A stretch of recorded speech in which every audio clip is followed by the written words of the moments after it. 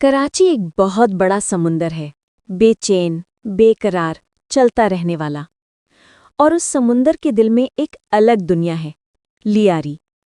تنگ گلیاں، پرانے اینٹوں کے گھر، فٹ بال کے گراؤنڈ میں ننگے پاؤں دوڑتے لڑکے، ٹوٹے بلبوں کے نیچے باکسنگ کی پریکٹس، بالکنیوں میں بیٹھی خواتین کی سرگوشیاں، اور سمندری ہوا میں بکھری بریانی کی خوشبو۔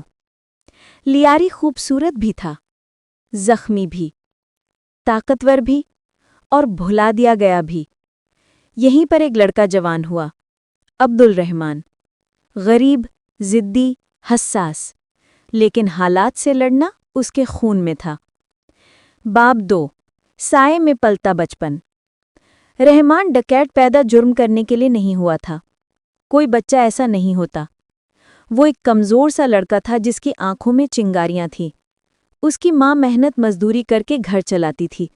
باپ جلدی چل بسا، اور لیاری نے بہت چھوٹی عمر میں اسے حقیقت دکھا دی۔ 12 سال میں اس نے پہلا خونی جھگڑا دیکھا۔ 14 سال میں پہلی بار ہتھیار چھوا، اپنے بچاؤ کے لیے، نہ کہ استعمال کے لیے۔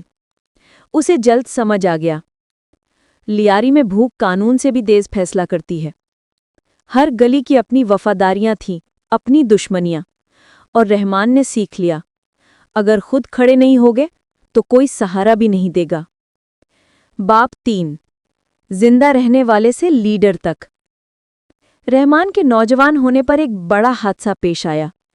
ایریا کے 2 گروپوں کی لڑائی میں اس کا قریبی دوست مارا گیا، وہ دوست جسے وہ بھائی کہتا تھا۔ اس دن رحمان کے اندر کچھ ہمیشہ کے لیے بدل گیا۔ پہلے چند لڑکے اس کے ساتھ جڑ گئے، پھر پوری گلیاں۔ لوگ اس سے ڈرتے بھی تھے اور امید بھی۔ وہ ظالموں کو سزا دیتا، غریب عورتوں کی عزت بچاتا، لڑکوں کو دوری چیزوں سے دور رکھتا، اور علاقے میں انصاف بھی کرواتا تھا۔ لیکن طاقت ہمیشہ 2 دھاری تلوار ہوتی ہے، خاص طور پر لیاری میں۔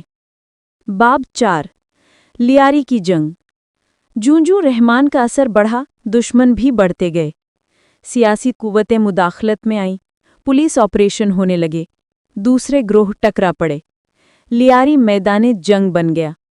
صبح کا الارم گولیوں کی آواز تھا، دیواروں پر نعرے لکھے تھے، مرد خوف سے چلتے، عورتیں دعاؤں کے سہارے، اور بچے آواز سن کر گولی کی قسم پہچان جاتے۔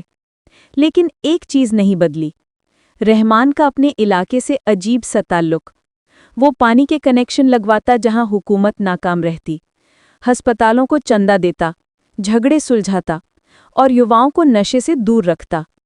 لوگ کہتے تھے وہ مجرم بھی تھا، محافظ بھی۔ لیاری جیسا تھا ویسا ہی اس کا بیٹا تھا۔ باب 5، عروج جس کا انجام لکھا ہوا تھا۔ طاقت جب حد سے بڑھ جائے تو بڑے لوگوں کے لیے خطرہ بن جاتی ہے۔ ایک رات خفیہ اطلاع پر پولیس نے بڑا آپریشن لانچ کیا۔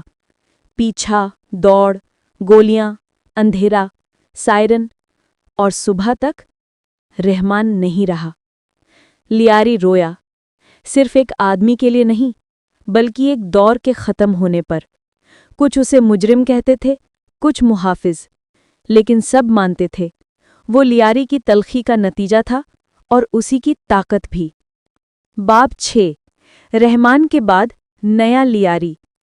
وقت گزرتا گیا، لیاری آہستہ آہستہ سنبھلنے لگا۔ فٹ بال اس کی پہچان بنا، باکسرز نے دنیا میں نام بنایا، ریپ، آرٹ اور موسیقی نے نئی زبان دی۔ پرانی دیواریں رنگوں سے بھر گئیں، ایک نئی نسل ابھی، وہ بچے جنہوں نے بندوقیں نہیں بلکہ دستانے، گٹار اور کتابیں پکڑیں۔ گلیاں ویسی ہی تھیں، مگر خواب بڑے ہو چکے تھے۔ اور جب کبھی یوا پرانے دنوں کی بات کرتے ہیں، وہ کہتے ہیں، رحمان کی کہانی ایک سبق ہے، اگر انصاف ملتا تو کوئی ڈکیت پیدا نہیں ہوتا۔ سبق یعنی مورل۔ جو معاشرے غریبوں کو بھول جاتے ہیں، وہاں طاقتور لوگ ان کی تقدیریں لکھتے ہیں۔